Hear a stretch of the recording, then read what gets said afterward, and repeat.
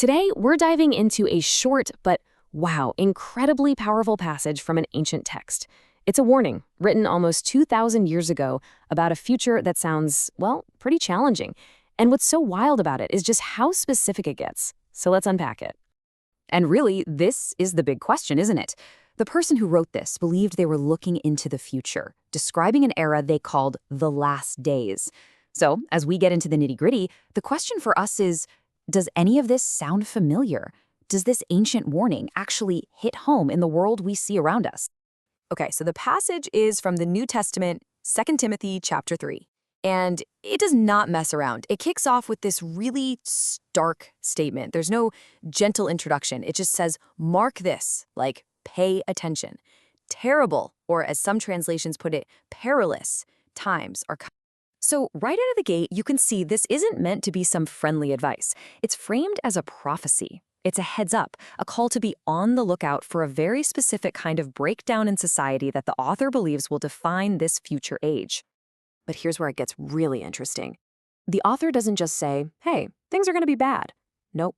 They lay out this super detailed profile, 19 different traits that will supposedly define the people of these times. It's less of a vague prediction and, honestly, more like a diagnostic checklist.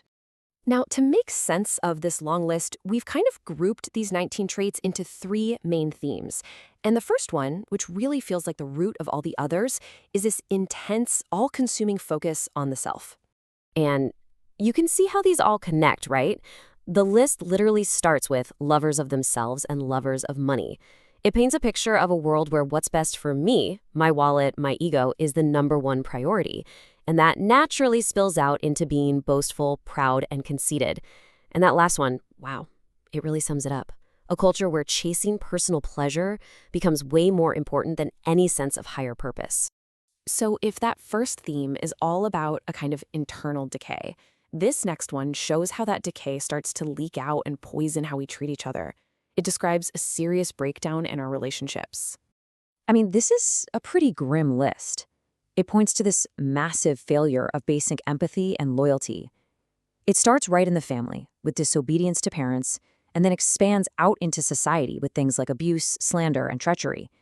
It's describing a world where things like gratitude, genuine love, and forgiveness are just really hard to find. Okay, so the third and final cluster of traits moves on from our relationship with ourselves and with other people to our relationship with right and wrong. This theme basically describes what happens when a person's inner moral compass just completely shatters. These 5 traits really paint a picture of impulse and a flat-out rejection of virtue. You've got without self-control, brutal, rash. These are words for people driven by their immediate urges, not by any kind of thoughtful consideration for what's good. The text even suggests a culture that doesn't just lack self-control, but one that seems to actively dislike goodness itself. Now, look, if the passage ended right there, it would just be a really depressing list of bad qualities. But it doesn't. The author throws in this crucial and honestly paradoxical twist that makes this whole warning so much more complex and, you could argue, so much more chilling. And this is the line that changes everything. The people being described here, they don't necessarily look like villains. In fact, they might look super righteous. They go through the motions, they have the appearance, the form of godliness. But inside, the text says, something vital is missing. This really gets to the heart of the conflict in this passage. You've got this split, right? On one side, you have the outward show of faith or morality. But on the other, you have this inner reality that is completely denying the power of that faith. You know, its actual ability to change who you are, to produce real kindness and love and self-control.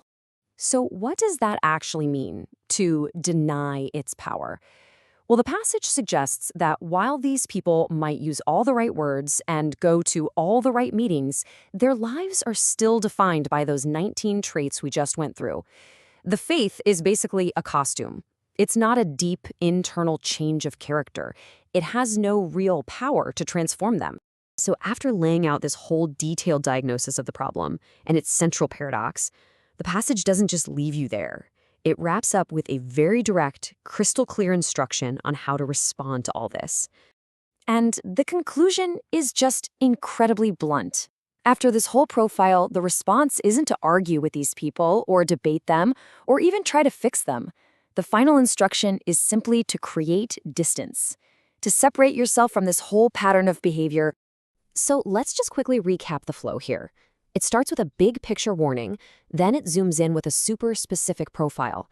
Then it reveals the great paradox that all this negativity can hide behind a mask of goodness. And it finishes with a direct command: disengage. It's a complete, self-contained argument from start to finish. When you boil it all down, this ancient warning is really about perception. It's a challenge to look past the surface-level performance, that form of godliness, and to try and see the reality of someone's character. The core message seems to be that what we do is a way better measure of who we are than what we say we believe. And that brings us right back to where we started. This 2,000-year-old text gives us a pretty intense lens to view human behavior through. It's not just some historical artifact. It's presented as a tool for discernment. So the final question it kind of leaves hanging in the air is this: what does this ancient profile challenge us to recognize? Not just in the world out there, but maybe, just maybe, in ourselves.